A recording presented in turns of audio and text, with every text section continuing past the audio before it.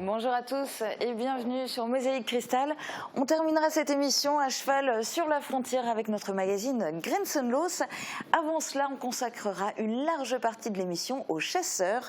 Le président de la Fédération départementale des chasseurs de Moselle nous fait le plaisir d'être avec nous. Pierre Lang, bonjour. Bonjour.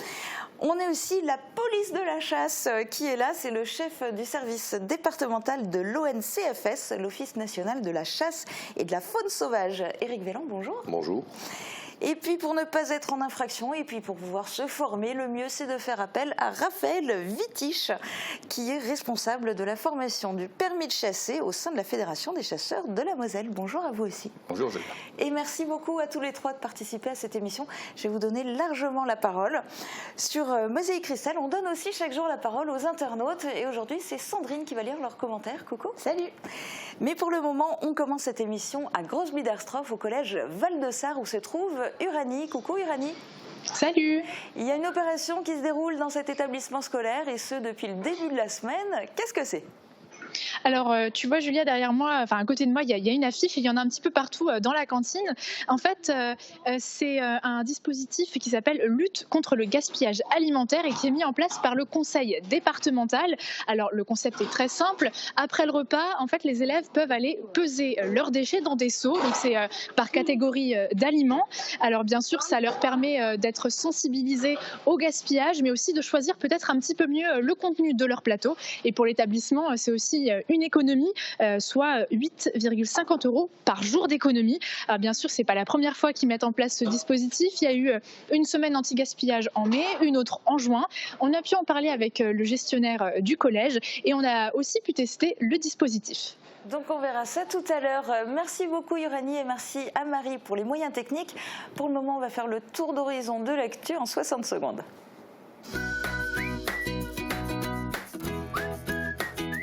Shopping hyper fun, c'est chez Best, votre centre commercial à Faré-Bersviller. Le circuit d'autocross de Binin, source de conflits. Depuis 2009, un litige oppose le propriétaire du terrain à sa locataire. En cause, plusieurs loyers impayés en raison de l'impraticabilité du terrain selon la locataire. Un expert est passé sur les lieux. Son rapport sera transmis au tribunal de Sarreguemines. La procédure pourrait durer encore 1 ou 2 ans. À Sarreguemines, la pâtisserie-chocolaterie Stenger poursuit l'expérience du désucré. Après la tartelette framboise litchi de cet été, c'est une bûche de Noël qu'il a mis au point avec le coach sportif Pierre Crémer. Elle peut encore être réservée jusqu'au 15 décembre, mais les retardataires pourront aussi s'en procurer en vente libre dans la boutique sarregueminoise. 4 € par bûche seront reversés à l'association Ecréadis et son école dédiée aux enfants souffrant de troubles 10 à Sarreguemines. Les Pères Noël à moto sont de retour à Sarreguemines. L'association Hollis Riders se mobilise avant les fêtes. Samedi, ils récolteront des jouets neufs et d'occasion à l'Intermarché de Beach de Sarreguemines et au Super U de Rohrbach-les-Beach. Le dimanche, ils partiront pour une balade à bord de leur moto décorée au départ de l'Intermarché de Beach à 13 h. Ils se rendront au marché de Noël de Sarreguemines pour distribuer des bonbons aux enfants. Une maison exceptionnelle à pans de bois au Val-de-Guéblange. Elle est encore utilisée par ses propriétaires, mais la commune souhaite acquérir cette demeure datant de 1738. Cela représenterait un investissement d'environ 100 000 €. Des architectes du CAUE de Moselle l'ont visité avec l'historien local qui leur a raconté l'histoire de cette ancienne maison de notable pour évaluer ce qu'il serait possible de faire. L'idée est de conserver ce patrimoine culturel inédit. Réunis pour entamer la transition énergétique. Les citoyens étaient invités hier à une concertation publique à Rohrbach-les-Beach. Le but, faire l'état des lieux des forces et faiblesses du Pays de Beach et donner ses idées pour que le territoire réussisse sa transition énergétique. Élus, entreprises ou simples citoyens ont émis des idées de consommer plus local ou développer le télétravail. Mais des limites ont été soulevées, comme l'impossibilité de se déplacer sans voiture dans le Pays de Beach. Le prochain atelier de concertation aura lieu le 20 décembre à Haute-Villers.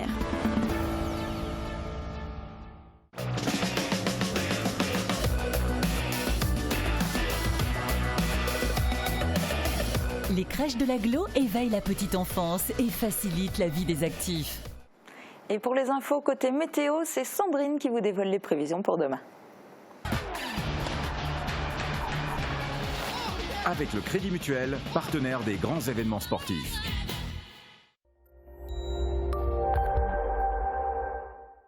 Et au réveil, le froid sera vif demain avec des températures qui vont descendre entre -3 et -5 degrés. Les nuages seront encore nombreux, mais ils laisseront peu à peu leur place à de belles éclaircies. Les températures maximales en journée ne dépasseront pas 0, voire 1 degré.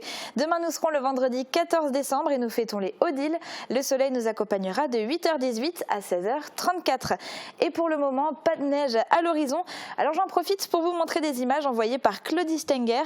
Ça pourra peut-être faire venir la neige. En tout cas, en attendant, on se régale avec cette petite scène hivernale. Un grand merci pour ces images et si vous aussi vous voulez nous envoyer vos photos ou vidéos, écrivez-nous par mail à l'adresse contact@mosaïque-cristal.tv ou sur notre page Facebook.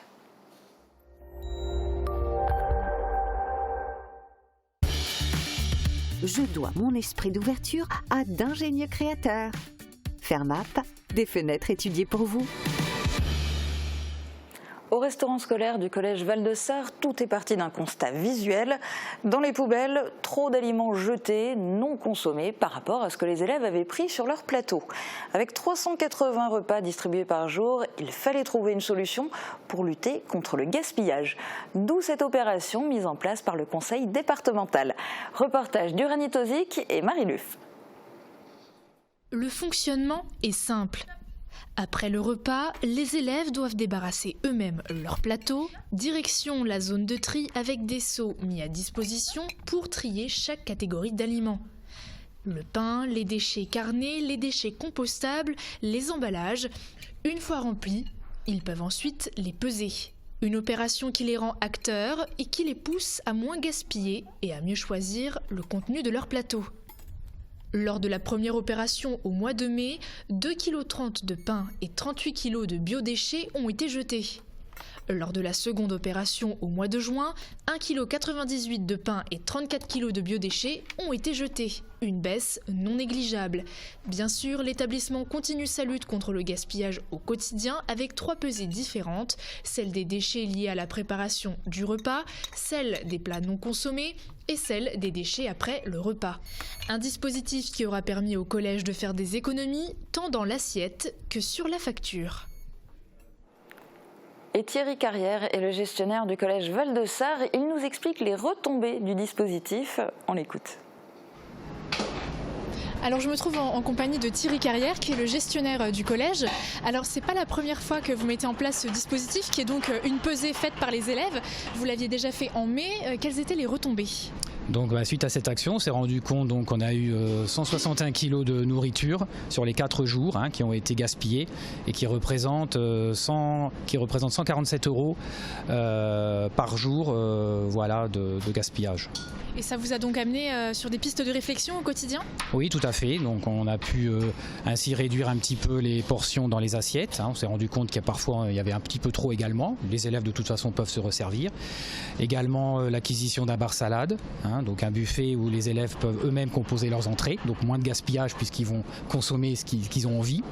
Et puis par la suite, en projet, l'acquisition d'une table de tri également, pour permettre aux élèves de bien effectuer le tri sélectif.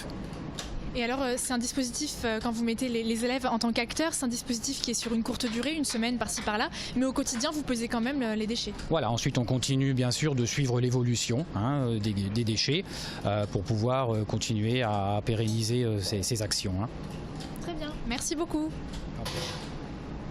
Qui aurait cru qu'un circuit d'autocross pouvait autant faire parler de lui ? Depuis 2009, un litige oppose le propriétaire du terrain, Roland Hoff, et la locataire, Steffi Altrock. La cause de ce litige, un refus de payer le loyer de ce terrain depuis 2009 à cause d'un circuit impraticable, selon la locataire. Pour éclaircir cette situation, le juge en charge de cette affaire a mandaté un expert afin d'obtenir un rapport sur la praticabilité de ce terrain. Reportage de Laurie Couteau. Autrefois, ce terrain accueillait les épreuves de vitesse du championnat de France off-road d'autocross. Aujourd'hui, il ne reste plus que quelques vieilles roues et quelques bons vieux 4x4. Cependant, sur le circuit d'autocross de Binin, deux camps s'affrontent. D'un côté, Roland Hoff, propriétaire du terrain d'autocross, et de l'autre côté, Steffi Altrock, locataire de ces chemins boueux. La raison de cet affrontement, plusieurs loyers impayés depuis 2009. Steffi Altrock refuse de payer à cause de l'état du terrain. Selon elle, il lui est impossible d'exploiter le circuit. Ich habe mit dem Racing Team einen Vertrag. J'ai un accord avec le Racing Team pour que l'on puisse pratiquer l'off-road, mais nous sommes bloqués à cause des inondations qui ont eu lieu à Binning. Mais pour Roland Hoff, cette excuse ne tient pas la route. En tout cas, nous, pour avoir exploité ce circuit pendant 25 ans, nous n'avons jamais connu de problème, ni d'assainissement, ni de débordement d'eau. C'est arrivé en 15 ans, c'est arrivé une seule fois. Et donc ça ne justifie pas, d'après nous, le non-paiement de ces loyers. Mais la locataire n'en démord pas pour autant. Je suis déterminée, je veux solliciter la Cour européenne des droits de l'homme et tout faire pour obtenir gain de cause. Après le passage d'un expert la semaine dernière, la situation semble plutôt pencher en faveur du propriétaire. En aucun cas, il est démontré, et l'expert, je pense, a su le comprendre, qu'il n'y a pas d'impact important sur le chiffre d'affaires et la fréquentation de la clientèle, qu'elle soit 4x4 ou Airsoft. Affaire à suivre, le rapport de l'expert devra être transmis au juge chargé de cette affaire au tribunal de Sarreguemines dans un délai de 6 mois. La procédure pourrait quant à elle durer encore 1 ou 2 ans. Et direction maintenant le Val de Guéblange à la découverte d'une maison d'exception au patrimoine culturel immense. C'est une maison à pans de bois. Elle est aujourd'hui en mauvais état, mais la commune met tout en œuvre pour la racheter afin de pérenniser ce patrimoine. Des architectes l'ont visité pour faire le point sur ce qu'il est possible de faire. Marie-Morgane Lorenz vous emmène faire le tour de cette propriété. Une maison à pans de bois dans son jus au patrimoine culturel inédit. Elle se cache depuis 1738 au Val de Guéblange. Elle a été visitée par la maire du village et des architectes du Conseil d'architecture, d'urbanisme et d'environnement de Moselle pour déterminer son futur. Ils étaient accompagnés par l'historien local qui a dévoilé les secrets de cette demeure d'exception. C'est une maison qui, à la base, n'est pas une maison agricole, mais c'est une maison de notables. C'est le seul cas existant encore, et ça, je suis absolument certain de ce que j'avance, c'est le seul cas de maison de notables rurale qui subsiste encore du XVIIIe siècle. Sonia Bourbure souhaiterait racheter cette maison qui est toujours utilisée par ses propriétaires, mais ces derniers n'ont pas les moyens d'intervenir pour la sauvegarder. Pour la mairie, cela représenterait un investissement d'environ 100 000 €. Oui, on cherche des soutiens financiers parce qu'une petite commune comme la nôtre, c'est très difficile avec des budgets de plus en plus contraints d'arriver à faire quelque chose. Et comme l'intérêt n'est pas seulement local, nous comptons fortement sur des bonnes volontés extérieures pour nous aider et nous accompagner parce que je crois que ça vaut vraiment la peine. Pour les architectes du CAUE de Moselle, cette maison possède effectivement un très grand intérêt. Parce qu'elle traduit toute l'évolution sur une période longue, de 1726, date de sa première construction, jusqu'au début du XXe siècle, avec ses dernières évolutions. Donc elle traduit l'évolution aussi des pratiques et de la vie du secteur. Et c'est pas quelque chose qui est évident, c'est pas un conseil ou des préconisations que je peux donner comme ça à la va-vite. C'est un travail qui va se faire au fur et à mesure, en regardant, en découvrant les choses, l'architecture, la technique, et puis peut-être qu'en nettoyant, on va redécouvrir d'autres choses qui vont peut-être faire changer les avis sur la technique et sur la rénovation qu'il va falloir réaliser. C'est pas un bâtiment simple, c'est un bâtiment plein de surprises. Si l'historien a présenté tout le vécu de cette maison, une question reste pour le moment sans réponse. Qui a habité en premier dans cette maison à pans de bois ? On sait que le secteur servait au XVIIIe siècle de teinturerie. Maintenant, personne ne s'est encore penché sur des éléments biographiques différents propriétaires. Il est clair qu'à partir du moment où on a le cadastre napoléonien, c'est assez simple à remonter, mais ça, on est dans la partie purement agricole. L'intérêt, c'est d'arriver à retrouver la partie de ceux qui ont construit, mais là, on est dans le domaine du registre terrier. Et là, on a plein de trous. Dans un premier temps, il faudra entreprendre quelques travaux pour préserver le bien sans pour autant le modifier. Puis la commune pourra en trouver un usage en proposant par exemple des visites. Et vous voyez un plus grand écartement entre les entretoits. Sandrine, c'est presque l'heure de la question du jour, mais on va d'abord retrouver les lutins. Tout à fait, alors ils sont en plein préparatif d'emballage de cadeaux, mais ils ont quand même le temps pour quelques blagues, regardez.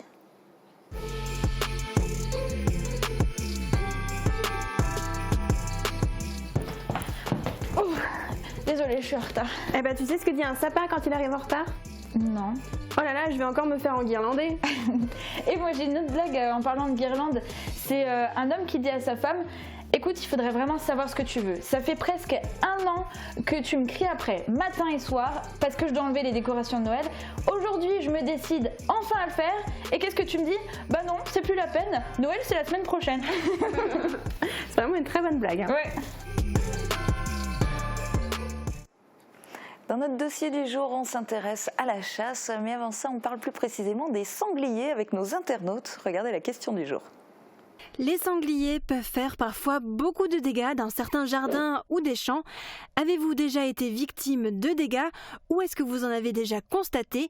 Dites-le nous dans les commentaires. Sandrine, est-ce que nos internautes sont victimes de dégâts de sangliers? Alors, les plus chanceux nous ont répondu que non. René nous dit, pour le moment non, il faudrait déjà qu'ils entrent dans le lotissement et traversent plusieurs jardins avant d'arriver chez nous. Damien nous écrit, non, mais je les ai déjà croisés de nuit en pleine ville à Folklingen, toute une famille. Donc comme quoi, finalement, même en ville, c'est possible d'en croiser. Mais dans ce cas, ça craint pas trop pour les jardins, ça craint plus pour les automobilistes. Comme le souligne Kinette qui nous écrit, c'est lorsqu'ils traversent la route qu'ils font des dégâts et de sacrées frayeurs. Mais à côté de ça, certains de nos internautes n'ont pas été épargnés. Davy nous envoie des photos du golfe de Sarreguemines et nous écrit « Nous, on est servis ». Alors, on peut les voir à l'écran et dans les commentaires, il y a un internaute qui lui répond « Ben là, je peux venir au golf, je suis sûr de mettre la balle dans le trou ». Et Jean-Luc ajoute en plaisantant « Mais ils sont où les chasseurs ?» Merci Sandrine. Et ben, les chasseurs, ils sont là justement. Ils vont prendre la parole dans un instant, juste après la pub. À tout de suite. Du 1er au 24 décembre, le marché de Noël investit le centre-ville avec plus de 40 chalets. Vivez la magie de Noël grâce aux différentes animations, comme la nouvelle maison du Père Noël, la patinoire de plein air, le spectacle de marionnettes Alice au Pays des Merveilles, les animations des musées et les nombreuses autres festivités proposées par la ville de Sarreguemines et les commerçants, les mercredis et les week-ends.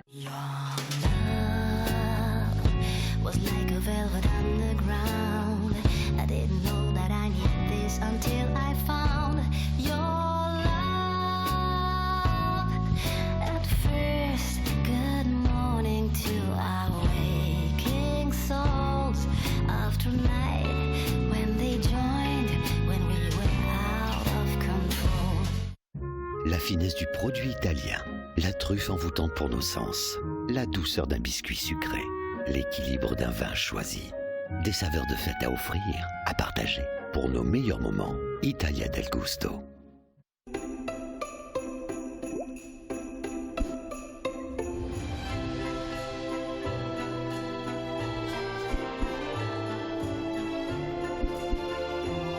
Pour les fêtes, le Père Noël, c'est chez Best, votre centre commercial à Faré-Bersviller, du 1er au 24 décembre. Nouvelle enseigne à Sarreguemines. Otoro vous accueille dans son restaurant japonais proche du centre-ville. Découvrez nos buffets servis midi et soir. Dégustez maki et sushi réalisés sur place et servis à table. Fraîcheur garantie. Pour fêter la nouvelle année, Otoro vous accueille à Sarreguemines et à Faré-Bersviller. Soirée dansante et de nombreuses animations au programme. Réservation au 03 87 95 59 26. Cloud, sécurité des données, maîtrise des coûts. Que vous soyez commerçant, artisan ou chef d'entreprise, confiez votre informatique aux experts ID Réseau. Quel que soit votre besoin et vos objectifs, ID Réseau élabore une préétude, un maquettage, un audit et la réalisation de votre structure informatique. Avec ID Réseau, soyez au clair avec votre réseau. Ok Google, où trouver de beaux cadeaux de Noël? Chez Pro et compagnie, bien sûr. Pour Noël, restez connectés avec nos enceintes intelligentes. Profitez de vos programmes préférés en 4K avec notre large choix de télé dernier cri et au meilleur prix. Mettez les petits plats dans les grands avec le petit électroménager. Chez Pro et compagnie, c'est facile d'avoir des idées cadeaux pour toute la famille. Pour les fêtes de fin d'année, je fais mes courses à l'Intermarché des faïenceries. votre magasin de proximité vous propose sa vaste gamme de produits frais, bio ou locaux, issus de la ferme. La poissonnerie et la boucherie seront vos meilleurs partenaires pour concocter des menus de fête. Ne passez pas à côté de nos produits d'exception et venez visiter notre cave. Intermarché des faïenceries, la passion du frais. ABS Santé vous souhaite de joyeuses fêtes. Et à cette occasion, profitez de nombreuses remises sur un large choix d'articles allant de la couverture chauffante aux produits d'hygiène et toujours avec des conseils adaptés. AVS Santé, notre métier, vous accompagner. Pour mettre une touche de déco dans votre vie, pensez à Pink. Pink, c'est plus de 1000 mètres carrés de showroom en plein cœur de Sarrebruck.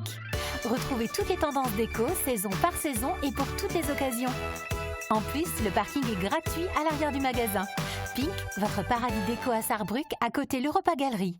L'Atelier Gourmand présente ses produits de fête. Dès à présent, venez découvrir nos bûches et bûchettes aux 1000 parfums. Ne passez pas à côté de nos authentiques pâtisseries. L'Atelier Gourmand propose son pain d'épices. Les curieux seront ravis en dégustant nos Stollen. Pour les fêtes de fin d'année, pensez à passer commande dès à présent. L'Atelier Gourmand vous accueille chaque jour du lundi au samedi de 5h à 22h et durant le mois de décembre, également les dimanches. Ne cherchez plus, le roi des vins est à Stirin-Wendel. Plus de 2000 références de vin, une large gamme d'épiceries fines et des idées cadeaux pour chaque occasion. Le roi des vins, c'est du choix, des prix et des conseils. Le roi des vins à Stirin-Wendel, où choisir devient un plaisir. La transition énergétique, c'est maintenant. La communauté de communes du pays de Bitche s'engage dans la démarche Climat Air Énergie et vous invite à un atelier participatif le jeudi 20 décembre à 14h à la salle des fêtes de Haute-Villers. Au programme, débat et réflexion sur l'agriculture, l'économie et l'énergie. Nous sommes tous acteurs du climat.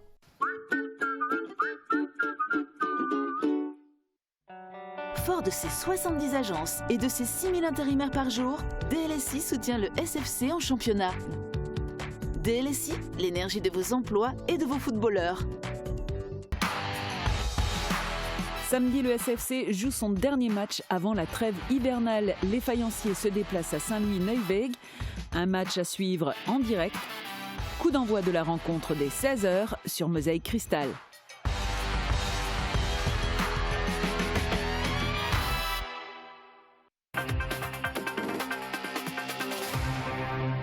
Cette semaine, c'est un dossier passionnant, mais au nom imprononçable. On va essayer. Un chasseur sachant chasser est-il un bon chasseur? La première chose que le grand public souvent ne sait, en tout cas sans doute pas assez, c'est qu'on ne s'improvise pas chasseur.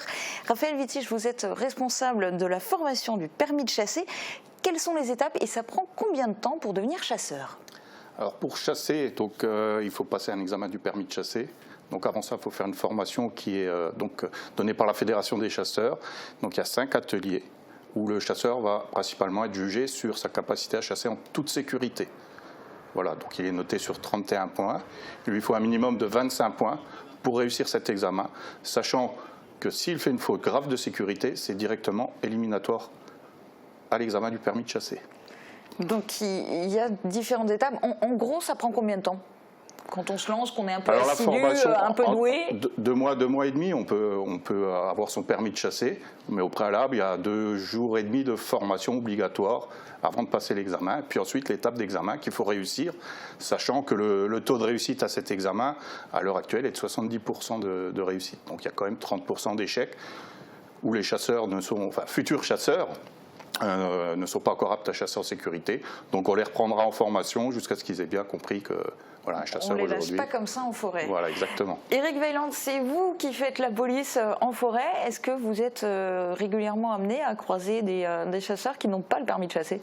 Un chasseur qui n'aurait pas le permis de chasser, c'est pas forcément un chasseur. Oui, c'est pas un chasseur, c'est un braconnier. Non, c'est extrêmement rare. D'accord, donc ça c'est quand même plutôt, plutôt respecté.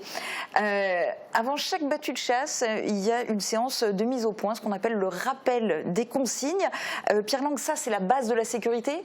Tout à fait, tout à fait. On rappelle les consignes qui ont été enseignées d'ailleurs pendant la formation du permis de chasse, les consignes de sécurité avant tout, la façon de porter son fusil, d'avoir le fusil déchargé jusqu'à ce qu'on soit en poste, de prendre à son poste les mesures de sécurité par rapport à ses voisins, les angles de sécurité, de ne chasser qu'à partir du moment, de ne charger son fusil qu'à partir du moment où la battue commence et qu'on a pris tous ces angles de sécurité, de ne tirer bien évidemment que sur un gibier parfaitement identifié et non pas sur une ombre ou quelque chose qui se déplace, de rester en poste sans bouger pendant toute la battue, d'attendre la fin de la battue, de décharger son arme, de vider complètement les balles de ses carabines, d'aller vérifier tous ses coups de feu pour être sûr qu'il n'y a pas d'animaux de blessés, et d'attendre son chef de ligne. Voilà, donc ça c'est une partie. Elles sont énormes. Là, il y a un rappel, un listing. Alors en fait, c'est même pas la peine qu'on zoome dessus parce que c'est impossible d'en lire autant.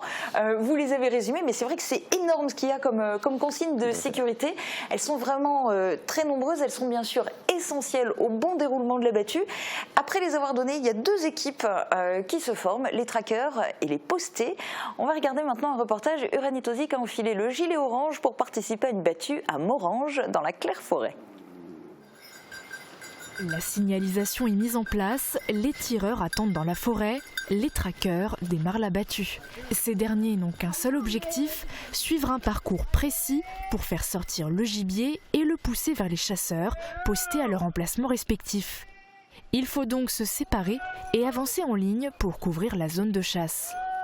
Parmi les tireurs, ils sont une vingtaine de jeunes chasseurs, dont Valentin. Comme d'autres, et avant de passer son permis de chasse, il ne s'attendait pas à autant de sécurité et a été surpris par certaines consignes, comme par exemple le fait qu'on ne puisse pas tirer beaucoup ou flécher dans mon cas, beaucoup, puisqu'on a des angles de sécurité à respecter, on doit faire attention aux chiens, aux trackers, aux lignes, on peut en fin de compte que très rarement tirer. Et c'est vrai qu'après avoir réalisé le permis de chasser, tout est vraiment très sécuritaire, les consignes sont répétées à chaque début de battue, sont répétées dans toutes les battues où on va, pas une fois simplement au début de la saison. On ne s'improvise donc pas chasseur, et avec le temps s'acquiert l'expérience. Il faut apprendre à observer chaque détail et surtout à écouter les indices sonores laissés par les animaux, mais aussi par les chasseurs. De quoi permettre d'apprécier vraiment la chasse. De la traque jusqu'au tir, tout est réglementé car il n'y a pas que les chasseurs qui s'aventurent en forêt. Promeneurs et vététistes, on déplore plusieurs accidents chaque année. Le risque zéro n'existe pas, mais il y en a quand même de moins en moins au fur et à mesure des années. Il y a de moins en moins d'accidents, moins en moins de problèmes dans nos forêts. Et pour y remédier, il multiplie les dispositifs. Signalisation aux entrées du bois, vestes et équipements orange, et chaque battue doit être déclarée en mairie. Certaines sont même publiées dans le journal. On veut vraiment que ce soit le plus sécuritaire possible pour eux comme pour nous, parce que nous ça nous fait pas plaisir non plus d'avoir un gibier qui passe, d'essayer de mettre en joue en sécurité en respectant nos angles et tout d'un coup de voir un promeneur ou un cueilleur de champignons derrière, ça fait pas plaisir ni pour lui ni pour nous. Une battue qui s'est déroulée dans les règles de l'art sans aucune victime, pas même un animal malgré une flèche et 3 balles tirées. Mais c'est aussi ça, la chasse, on n'atteint pas sa cible à tous les coups. Raphaël Wittich, entre la formation, le rappel des consignes avant chaque battue, la signalisation, puis de manière générale toutes les mesures de sécurité, comment vous expliquez qu'il y ait malgré tout encore des accidents, alors soit au niveau des chasseurs ou des chiens aussi parfois, soit envers carrément des personnes de l'extérieur, des promeneurs, des vététistes? Donc au niveau national, on est à peu près à 1 200 000 chasseurs. On déplore 113 accidents de chasse la saison dernière. C'est pas énorme, mais c'est 113 de trop, bien sûr. Donc les principales causes de ces accidents, c'est quoi? La première raison, Monsieur le Président en a parlé, donc c'est ces fameux angles de 30 degrés que tout chasseur doit respecter avant de tirer. Donc c'est mathématique, c'est pas compliqué à faire sur le terrain, mais ça c'est une des premières raisons des accidents de chasse. Voilà. Deuxième raison, c'est l'identification aussi formelle d'un animal. C'est la deuxième raison des accidents, notamment mortels la saison dernière. On a eu 13 accidents mortels au niveau national. Donc voilà les deux grandes raisons d'accidents. Donc on travaille là-dessus, notamment dans le cadre de la formation du permis de chasser et au niveau de la communication à nos adhérents chasseurs, en leur disant faites attention, travaillez bien là-dessus. Voilà. Après, on a quelques autres accidents qui concernent les manipulations d'armes. Hein, donc une arme, c'est pas un jouet, donc on essaie de faire au mieux pour faire comprendre ça à nos nouveaux chasseurs et à nos anciens aussi, qu'il faudrait bien sûr reprendre dans le cadre d'une formation supplémentaire. Pierre Lang, vous qui avez été député, il y a Alain Perriat, député LREM de l'Aude, qui a tweeté « La chasse ne dure que 4 mois par an, pourquoi ne pas interdire le VTT pendant la chasse ?» Vous en dites quoi? Est-ce qu'il faut interdire le VTT en forêt pendant la saison de chasse ou est-ce qu'il faut interdire la chasse le week-end? Non, je crois qu'il ne faut surtout pas interdire la chasse le week-end. Par contre, on peut partager l'espace. On peut partager l'espace. Quand on signale qu'on fait par exemple une battue sur une partie de la forêt, il est souhaitable que les VTTistes et les promeneurs aillent sur l'autre partie de la forêt. Alors, en général, ils ne sont pas suicidaires et s'ils y sont allés, c'est qu'ils n'ont pas vu de signalisation. Hein. Voilà, ou alors qu'ils veulent quand même malgré tout y aller. Si, tout arrive. J'ai rencontré des promeneurs qui disent « Ah, mais j'ai le droit d'y aller ». Alors effectivement, on ne peut pas l'empêcher d'y aller, on essaye courtoisement de lui expliquer, mais la plupart, vous avez raison, la plupart des promeneurs ou des VTTistes, quand ils voient des panneaux « Attention, chasse en cours », essayent de prendre un autre chemin. Donc l'idée, c'est de réussir à partager l'espace et notamment en forêt. Éric Vélan, est-ce que vous êtes souvent confronté à des chasseurs qui ne respectent pas tous les dispositifs de sécurité, qui ne signalent pas correctement, etc. Alors, sur le signalement de la battue, il faut rappeler par rapport aux circonstances des accidents, c'est qu'en Moselle, depuis 2011, chaque département, dans le cadre d'un arrêté préfectoral qu'on appelle le schéma, prévoit une réglementation sur les règles de sécurité. Le département de la Moselle a cet avantage, ça a été en 2011 le premier département où tout ce qui a été dit sur les consignes et l'examen du permis de chasser a été retranscrit en droit, c'est-à-dire que la personne peut être verbalisée. Concrètement, au niveau des panneaux chasse en cours, c'est très rare. C'est vraiment très rare. Après, on retrouve de temps en temps des infractions liées au non-respect des angles de 30 degrés ou la manipulation des armes. Mais ça reste exceptionnel. Et il faut rappeler aussi, par rapport aux propos qui étaient tenus avant, c'est qu'en Moselle, il n'y a pas beaucoup d'actions de chasse. Donc c'est vrai que le partage de l'espace est tout à fait possible. Donc pas de gros soucis ici. Alors ceci dit, il n'y a pas que les usagers de la forêt, ou bien à l'extrême même les militants véganes qui ne sont pas fans des chasseurs. Il y a parfois des tensions entre chasseurs et agriculteurs qui ne sont pas toujours les meilleurs amis. Ce qui pose souci, ce ne sont pas du tout les battues sur les terres agricoles, au contraire. Je vous propose d'écouter le président de la FDSEA de la Moselle. Le droit de chasse est un droit reconnu.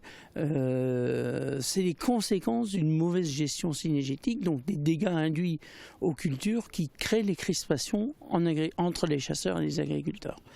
Et aujourd'hui, la ruralité globalement est malmenée. Nous sommes des occupants de l'espace naturel, les chasseurs comme les agriculteurs, et nous devons trouver le moyen du bien vivre ensemble. Simplement.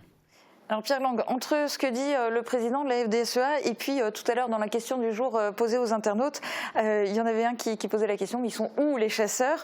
En fait, ça résume ce que disent beaucoup d'agriculteurs. Ce qu'ils reprochent aux chasseurs finalement, c'est de ne pas être assez efficaces et surtout concernant le nombre de sangliers abattus. Alors d'abord, je voudrais rappeler simplement 2-3 faits. Les sangliers, la population de sangliers augmente partout en France, dans tous les départements de France. Nous sommes passés d'une population qu'on pouvait estimer en prélèvement de sangliers sur toute la France, entre 50 et 100 000 il y a 30 ou 40 ans, à près de 700 000 sangliers prélevés l'année dernière en France. Prélevés donc abattus. Abattu, voilà, tué. Sauf que c'est difficile de savoir quel pourcentage a été abattu par rapport à ce qui circule réellement dans la forêt. Il est quasiment impossible de savoir combien il y a de sangliers. Par contre, ce qu'on sait, c'est combien on en tue. Alors, c'est simplement pour rappeler que ce n'est pas un phénomène spécifiquement mosellan. C'est un phénomène qui existe partout en France, qu'on soit en droit local ou en droit national, partout en France. Deuxièmement, il y a des contraintes à la chasse. Il y a des contraintes de sécurité, il y a des contraintes de proximité des habitations. Souvent, en proximité immédiate des habitations, il y a des zones de non-chasse où, comme par hasard, les sangliers se réfugient. Forcément, puisqu'on leur laisse on leur fiche la paix là-bas. Ben oui, forcément, oui. Donc, mais c'est là aussi qu'ils provoquent, c'est là qu'ils provoquent des dégâts.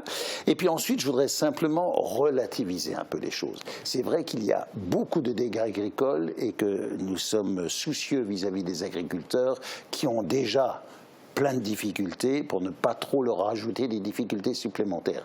Simplement, l'ensemble des dégâts aux surfaces agricoles dues au gibier, ça représente entre 0,5 et 1% des surfaces. Donc ce n'est pas non plus le ravage total. Et il y a plusieurs raisons à ça aussi. C'est qu'il y a eu une augmentation considérable des maïs, par exemple, qui offrent des champs de maïs qui offrent des surfaces complémentaires de nourriture, qui offrent des surfaces complémentaires d'abri, j'allais dire, pour le sanglier. Pour se cacher, c'est pratique. pratique. Pour se cacher, c'est pratique, parce qu'un champ de maïs de 15 hectares, on peut toujours y aller pour essayer de déloger les sangliers qui sont là-dedans. Donc, il ne s'agit pas de stigmatiser qui que ce soit. Il s'agit d'essayer de trouver les moyens de réduire ces populations. Les chasseurs ont eu leur responsabilité par le passé, parce qu'à un moment donné, ils étaient trop protecteurs. Ils essayaient de ne pas tuer les laits, c'est-à-dire les mamans devant les petits sangliers, etc. etc. Ils avaient peur qu'il n'y ait plus assez de gibier. Déjà ça, puis pour une question d'éthique. On n'aime pas, quand il y a une lait qui sort suivie de ces petits marcassins, tuer la maman, parce que les petits marcassins meurent de faim derrière. Et donc, on a essayé de concilier l'éthique et la chasse, et on s'aperçoit aujourd'hui que, ma foi, il faut fermer un peu les yeux sur cette éthique-là et tirer un maximum, notamment de lait, notamment de maman sanglier. Pour qu'il y ait moins de sangliers. Voilà. Du coup, en attendant et même en parallèle, parce qu'il continue à y avoir des dégâts, il y a malgré tout un fonds d'indemnisation qui existe. Tout à fait. Et je l'ai créé quand j'étais parlementaire, mais il existait déjà auparavant sous forme d'un syndicat des chasseurs d'Alsace-Moselle. Ce fonds d'indemnisation est alimenté par les cotisations des chasseurs uniquement. Je le rappelle, les adjudicataires payent 12% du prix du bail à ce fonds, payent une taxe supplémentaire à l'hectare, décidée chaque année, et tous les chasseurs qui viennent chasser en Moselle sont obligés de payer un timbre sanglier. Tout ça, ça alimente à hauteur à peu près de 2 millions d'euros ce fonds d'indemnisation qui n'indemnise, je le rappelle pour tout le monde, que les dégâts agricoles aux agriculteurs inscrits à la MSEA. Voilà. Alors pour essayer d'améliorer les choses, il y a aussi maintenant un plan départemental de régulation du sanglier dont vous avez été d'ailleurs, Pierre Lang, co-signataire, ainsi notamment que le préfet. Et donc je vous propose d'écouter le préfet. Les chasseurs sont évidemment au centre du dispositif de régulation du sanglier. Il faut que les chasseurs puissent tirer le plus possible pendant l'année, qu'ils puissent utiliser, y compris des techniques qu'ils n'avaient pas l'habitude d'utiliser précédemment, dans certains cas le tir de nuit, qu'ils puissent chasser également dans des zones où jusqu'à présent ils ne pouvaient pas chasser. Je pense notamment le long des autoroutes, où on sait très bien qu'il y a du gibier en nombre très important. Ce sont toutes ces mesures qui font l'objet d'un plan départemental complet, qui n'oublie pas les aspects de sécurité. Il était temps, il le fallait absolument ce plan départemental ? On en a déjà eu par le passé des plans nationaux de réduction des populations de sangliers à l'époque de M. Borloo, qui était ministre de l'Environnement. Et malgré cela, les populations ont eu tendance à augmenter ces dernières années. Il faut dire que nous subissons aussi les modifications du climat. Quand nous avions des hivers rigoureux, il y a une partie des jeunes sangliers, une partie des marcassins qui mouraient pendant l'hiver, ils ne passaient pas l'hiver. Aujourd'hui, avec nos hivers beaucoup plus doux, cela permet à ces populations qui auraient été éliminées par le froid de survivre et de se reproduire.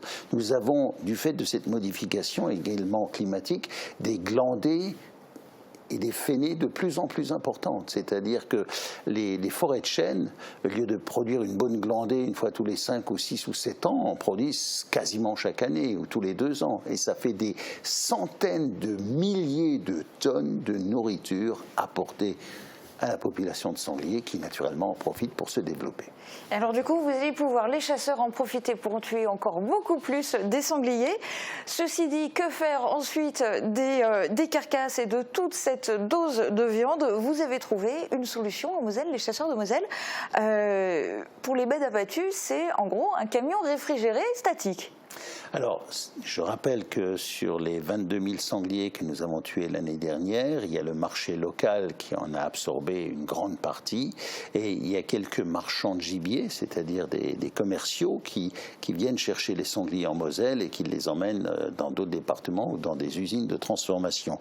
Là, nous manquions effectivement de débouchés, et la Fédération des chasseurs a pu favoriser une négociation avec la société Villette Viande, qui a mis un camion frigo à disposition sur le terrain qui appartient à la Fédération des chasseurs à Morhange, et 2 fois par semaine, cette société vient transférer les carcasses qui sont dans ce camion vers leur camion frigo pour les emmener dans la région Picardie, je crois, où ils sont installés, et pour alimenter le marché à la fois de Rungis, à la fois le marché des grandes surfaces. Et donc nous espérons que cela permettra la commercialisation et donc la sortie du département de quelques milliers de carcasses. Parce que c'était aussi un problème des chasseurs.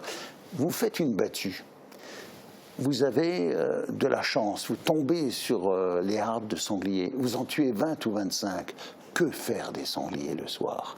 Que faire des sangliers le soir? Parce qu'on arrive à en écouler 3-4 auprès d'amis, on arrive à en écouler parfois quelques-uns auprès d'un restaurateur qui en prend. Et quand vous en avez 10 ou 15, que faire? Faire un trou, les enterrer, les laisser pourrir? C'est éthiquement pas acceptable à l'heure où on a des gens qui ont du mal à se nourrir. Et donc là, c'est une solution complémentaire. Ça ne règle pas tout le problème. C'est une solution complémentaire pour trouver un débouché commercial à une partie des sangliers, mais aussi des chevreuils qui sont tirés en Moselle. Autre solution peut-être pour faire baisser la population de sangliers, c'est d'augmenter la population de chasseurs. Sauf qu'a priori, le nombre de chasseurs est plutôt en baisse. Raphaël Wittich, est-ce que c'est aussi le cas en Moselle? Est-ce que vous avez beaucoup de demandes de futurs chasseurs qui veulent se former? Et est-ce que par exemple, le fait qu'il y ait eu une baisse maintenant du prix du permis de chasser, ça joue? Alors en Moselle, on est quand même sur une stagnation de nos adhérents, donc on ne perd a priori pas de chasseurs, donc c'est déjà une bonne chose. Et au niveau donc, des nouveaux chasseurs, on a une forte demande depuis quelques années. Donc on forme 350 candidats par an à l'examen du permis de chasser. Donc voilà, en Moselle, ce n'est pas le cas où on est plutôt en baisse. Donc dans le reste de la France. relève est là. Je voudrais rajouter quelque chose. Il y a un frein aussi au recrutement de nouveaux chasseurs. C'est que la chasse coûte trop cher. Les locations des forêts domaniales sont beaucoup trop chères. Je signale par exemple que dans les régions Pyrénées, dans la région Aquitaine, les forêts domaniales se louent 3, 4, 5 euros l'hectare par an. Chez nous, c'est 30 à 40 euros l'hectare par an. Donc forcément, ça fait des parts de chasse, de cotisations de chasse qui ne sont pas accessibles aux jeunes, qui n'ont pas toujours les moyens de consacrer des milliers d'euros à cela. De même que les locations des forêts communales sont aussi trop chères, et que si on veut favoriser l'arrivée des jeunes chasseurs, il faut aussi avoir des prix raisonnables pour permettre à ces jeunes chasseurs de chasser sans se ruiner, sans ça, consacrer. Vous n'avez pas réussi à ce que ça soit intégré dans le plan départemental? Non, malheureusement, parce que nous avons différents propriétaires, essentiellement l'ONF, l'Office national des forêts, qui loue les forêts pour le compte de l'État, et en droit local, ce sont les communes qui louent le territoire communal par adjudication tous les 9 ans. Mais c'est vrai que le prix excessif des chasses est un frein. Alors, sur le prix du permis de chasse qui est à la baisse, je rappelle que c'est le permis national qui baisse. Le permis départemental, lui, ne baisse pas. C'est pour les gens qui veulent chasser sur l'ensemble du territoire français, où le président Macron a annoncé une baisse. Le permis départemental, lui, reste à 130, 140 euros ou 150 euros à peu près. Et le permis national, qui lui était de 400 euros, devrait être ramené à 200 euros. Voilà. Donc encore une piste à étudier. Dernière question, et ce sera le mot de la fin. Éric Vélance, pour vous en premier, pour vous, c'est quoi un bon chasseur? C'est un chasseur qui, déjà, respecte les règles de sécurité, c'est la première des choses. La deuxième, qui prend conscience de son rôle de régulateur de la faune. donc qui acceptent de prélever quand il faut prélever. Parce que contrairement aux idées reçues dans le grand public, bien souvent les chasseurs, ils ont une mauvaise image. Pour vous donner d'un point de vue professionnel, il y a 30 ans, quand j'ai commencé ma carrière, on verbalisait les chasseurs parce qu'ils ne tiraient pas assez. Et maintenant, on aurait tendance à les verbaliser parce qu'ils ne tuent pas assez de gibier. Dans le temps, ils tiraient trop et maintenant c'est ils ne l'inverse. tirent pas assez. Et la difficulté, c'est de faire comprendre, contrairement aux idées reçues, le chasseur n'est pas un fou sanguinaire qui tue tout. Voilà. Raphaël Wittig, pour vous, c'est quoi un bon chasseur? Moi, un bon chasseur, bien sûr, hein, vu ma fonction, c'est quelqu'un qui va être responsable sur le terrain, notamment de la sécurité, encore une fois. C'est quelqu'un qui va avoir un bon comportement pour les autres chasseurs, mais pour les autres utilisateurs de la nature aussi. Et puis c'est quelqu'un qui va peut-être aussi savoir s'abstenir de tirer parce qu'il aura un doute. Je veux dire, c'est aussi un acte de chasse de ne pas tirer. Voilà. Bon chasseur, c'est quelqu'un qui, comme l'ont rappelé mes deux collègues, respecte toutes les règles de sécurité. Qui, quand il voit qu'il n'a pas l'angle de sécurité nécessaire pour tirer, ne tire pas. Un chasseur qui, quand il n'a pas formellement identifié une bête qui passe dans un buisson ou dans des roseaux, ne tire pas. Par contre, quand l'animal se présente dans une zone, dans un angle où il peut tirer, là, au contraire, il faut qu'il tire. Il ne faut pas qu'il ait des états d'âme en se disant « Mon Dieu, qu'il est beau le chevreuil, mon Dieu, qu'elle est jolie cette lait avec ses marcassins ». Il faut qu'il tire. Et c'est vrai que... Éric Véland a raison. Les chasseurs, c'est des gens comme vous et comme moi. C'est tout le monde. On a aussi une âme sensible, mais en même temps, on sait que c'est nous qui sommes chargés de la régulation des populations de gibier, et ces populations de gibier doivent être régulées. Donc il faut en tirer une partie, et une partie plus importante, notamment chez les sangliers. Et c'est une très bonne conclusion. Merci beaucoup à tous les trois d'avoir participé à cette émission. Je vous souhaite une bonne saison de chasse et puis surtout d'abattre plein de sangliers, n'est-ce pas? On va terminer cette émission avec notre magazine transfrontalier Grenzenlos qui vous emmène à Meisenthal en premier lieu. Philippe Kiefer nous a ouvert les portes d'Artopie, une association qui accueille des artistes en résidence et propose des activités culturelles tout au long de l'année. C'est aussi un lieu de rencontre et de partage pour les artistes européens. Et puis nous prendrons la direction de Erlenbach bei Dan pour découvrir le château de Berwartstein. C'est David Orès qui mène la danse. Je vous laisse en sa compagnie. Très bonne journée à tous. À bientôt.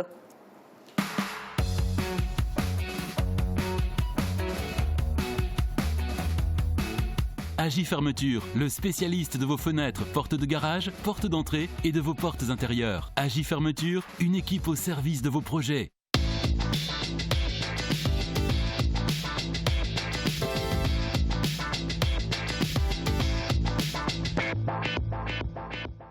Bonjour à toutes et à tous, bienvenue dans Grenzenlos, votre émission transfrontalière. Aujourd'hui nous sommes à Meisenthal dans le cadre féerique d'Artopie et c'est Philippe Kiefer qui nous reçoit. Bonjour Philippe. Bonjour David. Comment bienvenue. Ça va ? Ça va très bien, merci. Alors on va parler aujourd'hui déjà du base Artopie puisque c'est ce qui nous entoure, mais ça sera pour un peu plus tard. Dans un premier temps, est-ce que vous pouvez nous expliquer en deux mots ce qu'est Artopie pour les personnes qui ne connaissent pas ?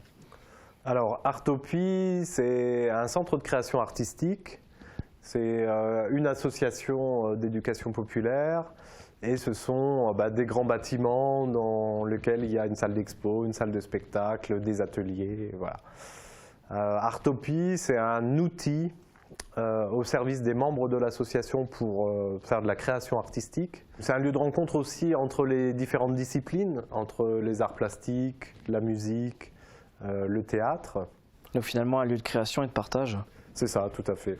Alors on est là aussi aujourd'hui pour parler des différentes initiatives transfrontalières, parce que vous faites du transfrontalier ici à Artopie. Il y a notamment la bourse Balkenhol. Oui, alors ça concerne deux artistes plasticiens, dont Stéphane Balkenhol finance 3 mois de résidence. Sachant que Stéphane Balkenhol est un sculpteur de renom. Voilà, Stéphane c'est le mécène d'Artopie en fait.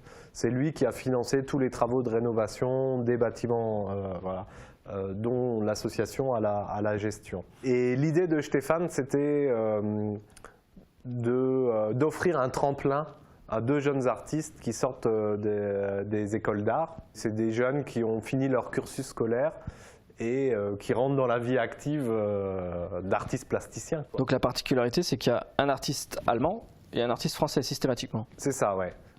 Sachant que Stéphane enseigne l'art à l'Académie de Karlsruhe. Donc lui, il va sélectionner un étudiant et nous, on va sélectionner aussi un étudiant. Comment justement vous faites pour les choisir parce que...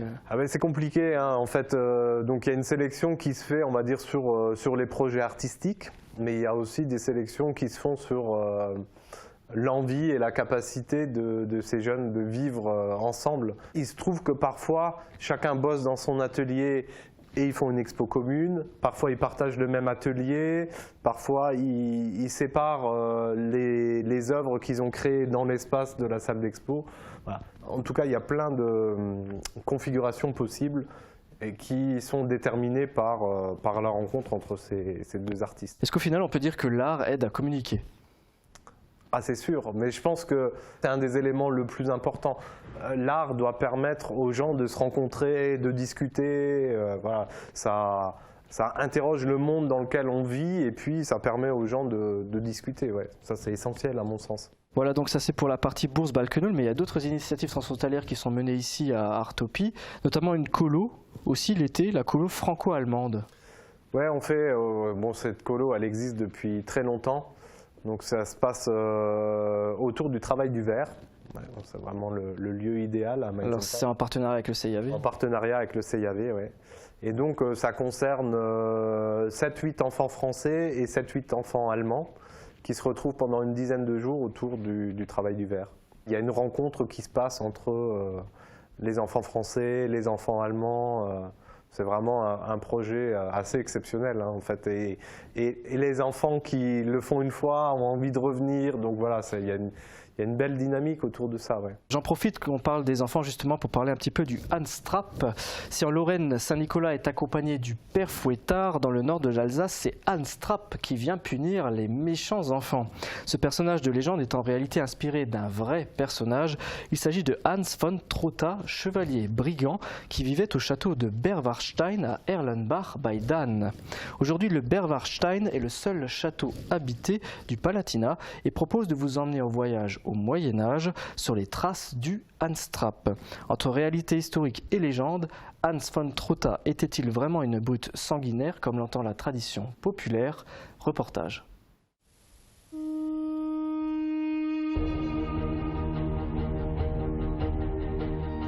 Le plus célèbre chevalier brigand du sud Palatinat, Hans von Trotta, ou comme les Alsaciens l'ont surnommé, Hans-Trapp. Et voici son château. Le Berwarstein se trouve à 15 km au nord de Wissembourg, un château médiéval reconstruit à la fin du 19e siècle à l'instar du Haut-Königsbourg. Hans von Trotta est sans doute le plus célèbre de ses résidents.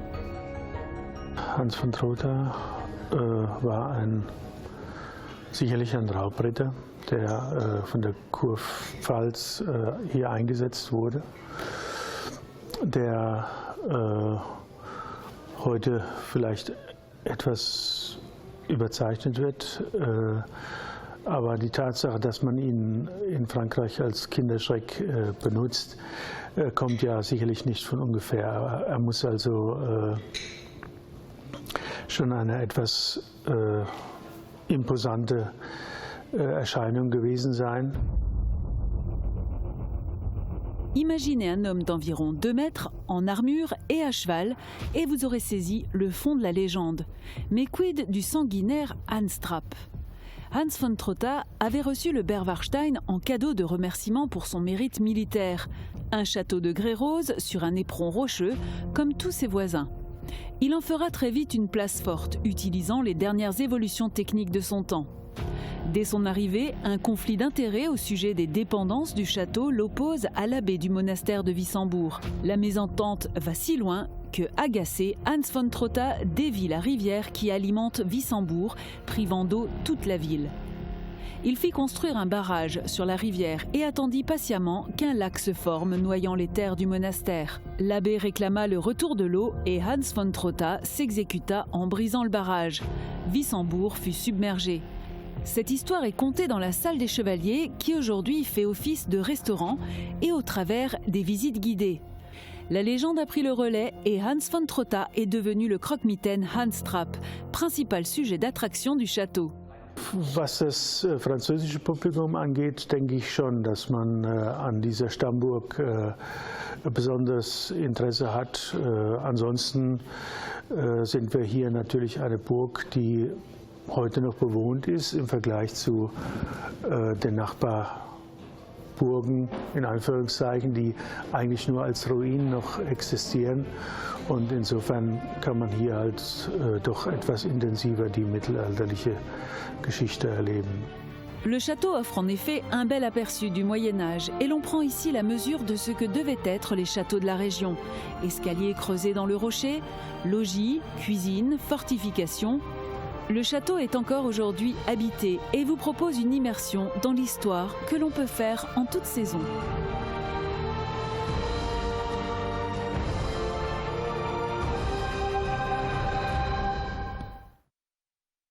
De retour sur notre plateau, toujours en compagnie de Philippe Kieffer. Alors maintenant, on va parler du Bazartopie. On en a évoqué le nom au début de l'émission.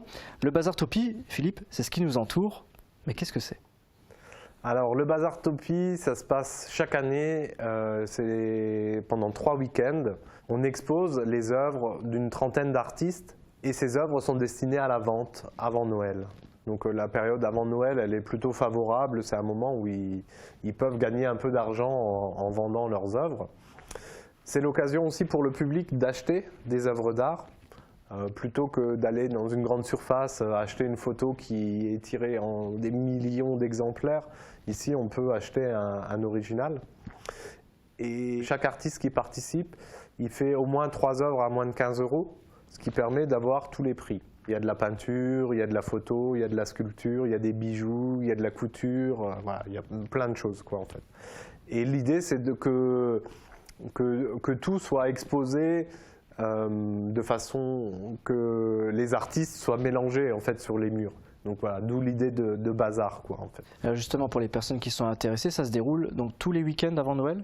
Donc cette année, ça se déroule jusqu'au dimanche 16 décembre. Donc le week-end du 22-23, il n'y aura plus de Bazartopie. C'est ça, ouais. Là on est trop proche de Noël. Et comme ça demande une mobilisation importante aussi de la part des bénévoles d'Artopie, parce qu'il faut qu'il y ait des gens qui soient en caisse, il faut qu'il y ait des gens qui soient au bar. Pour le bon fonctionnement, ouais. Voilà. Donc voilà, jusqu'au 16 décembre, de 14 h à 18 h. Et donc on propose aussi du gâteau, des vins chauds. Ouais. Sachant d'ailleurs que ce marché de Noël est ponctué d'animations. Ce sera le cas par exemple le dimanche 16 avec une pièce de théâtre. Vous pouvez nous en dire 2 mots ?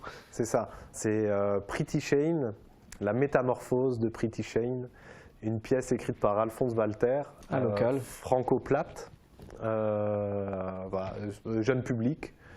Voilà, l'histoire d'une jeune fille qui veut se transformer, quoi, qui fait appel à sa tante qui est une sorcière, voilà. Parfait. Donc l'ensemble du programme est visible, j'imagine, sur Internet. C'est ça. L'adresse s'affiche sur votre écran, artopie-meisenthal.org. Merci Philippe. On continue avec un pont qui s'est monté entre Bruxelles et Meisenthal, parce que vous accueillez régulièrement ici des artistes belges. Alors comment tout ça a démarré ? Alors, tout ça a démarré grâce à Pierre Bibuck, qui est un artiste qui est peintre, musicien, comédien, metteur en scène, enfin qui a plusieurs casquettes, et qui s'est installé à Meisenthal maintenant, qui vit à Meisenthal. Et du coup, il avait un réseau aussi d'artistes importants sur Bruxelles, donc il y a eu aussi beaucoup de gens qui ont fait des études avec lui, qui sont venus créer des spectacles ici. Je ne sais pas combien de personnes de Bruxelles sont déjà passées par Artopie, mais ils sont nombreux. Et je crois qu'à Bruxelles, on parle d'Artopie régulièrement. Ouais, ça vous fait une très belle publicité à l'extérieur. Oui, et puis en fait, surtout, ce qui est important pour nous, ce qu'on trouve chouette, c'est que ça fait une ouverture en fait. C'est-à-dire que ça permet aussi aux gens de l'association de rencontrer d'autres personnes, d'autres manières de pratiquer l'art en général, d'aborder la musique, d'aborder le théâtre. Donc voilà, ça c'est quand même très très enrichissant en fait. Et ça me permet justement d'enchaîner sur le reportage suivant. Peinture, théâtre, musique, Pierre Bibuck est un artiste polyvalent. Pour comprendre comment ce Bruxellois s'est installé au Pays de Beach, nous l'avons rencontré dans son atelier, ici à Artopie, où il nous dévoile son parcours artistique.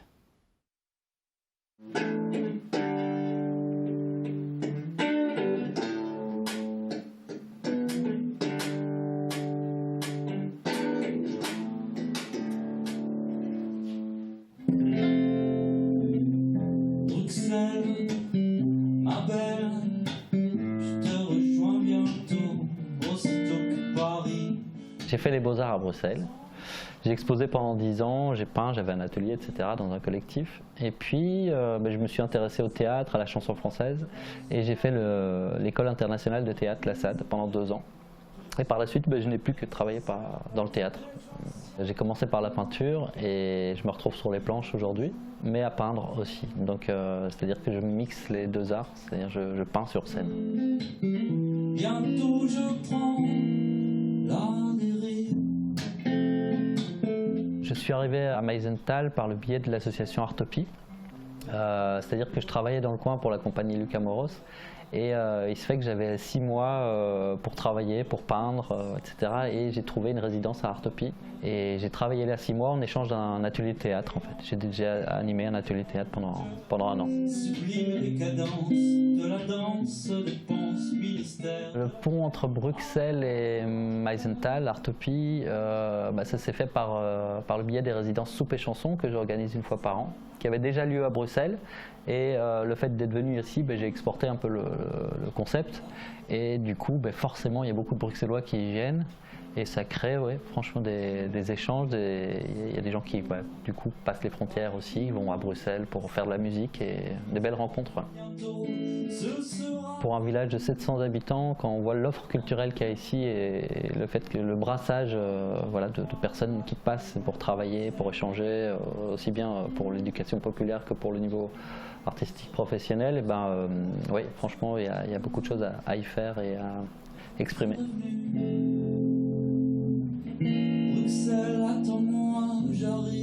Meisenthal restera toujours, je pense, une base. Une fois qu'on a trouvé un endroit où travailler, où vivre, je pense que c'est important, et surtout pour pouvoir travailler sur un projet local aussi. Et d'avoir cette base-là de travail, c'est important pour moi. Ouais. Et donc j'aimerais bien inviter Tristan Letellier qui est venu de Bruxelles d'ailleurs, donc il peut venir se présenter. Je parle dans le micro, voilà. Oui. Alors Tristan Letellier travaille avec moi, c'est un clown, donc nous avons un spectacle clownesque. Hein. C'est voilà. Ça, on fait un spectacle, donc Pierre et moi, oui. Tristan, un spectacle de clown. Et qui s'appelle qui s'appelle Toujours Content. Toujours, voilà. Et c'est toujours Content. On joue bientôt, vous êtes tous les bienvenus à Vandenheim. Parce qu'on est toujours content. Voilà, le spectacle Toujours Content. Oh là là, c'est difficile. C'est le festival Les Éphémères avec le spectacle Toujours Content avec Tristan Letellier. Voilà, et ça va être bien. À bientôt. Ça va ? Oui, ça va. Super. Merci. Voilà, c'était Pierre Bibuck et nous sommes toujours accompagnés de Philippe Kiefer pour cette dernière partie. Alors j'ai envie de parler un tout petit peu de l'Europe. Philippe, selon vous, est-ce qu'elle favorise l'art, la culture et le partage ? Alors en tous les cas, elle favorise les rencontres. En tout cas pour nous, la manière dont on le vit à Artopie, c'est que déjà le fait que les frontières soient ouvertes, ça permet une libre circulation plus facile des artistes. Après, il y a, en tout cas au niveau de la jeunesse, des dispositifs au niveau de l'Europe qui existent, qui facilitent la mobilité aussi des jeunes. Donc il y a le dispositif Erasmus+, qui permet aux étudiants d'aller faire des études dans d'autres pays européens. Il y a un dispositif qui s'appelle le service volontaire européen, qui permet à des jeunes de quitter leur pays et d'aller dans une association ailleurs. Nous, on avait accueilli Lorenzo, qui venait d'Italie, qui avait fait un service volontaire européen. Donc oui, je crois qu'en tout cas, de ce point de vue-là, l'Europe permet les rencontres. Ouais. Merci beaucoup Philippe d'avoir participé à cette émission. Avec plaisir David. Bonne continuation. Merci. Cette émission touche à sa fin. Merci de nous avoir suivis. Rendez-vous l'année prochaine pour un nouveau numéro de Grenson Loose. Avant cela, nous vous souhaitons bien sûr de passer de très belles fêtes de fin d'année. Et ne manquez pas la programmation spéciale qui sera diffusée sur Mosaïque Cristal du 24 au 31 décembre. Bonne journée à toutes et à tous.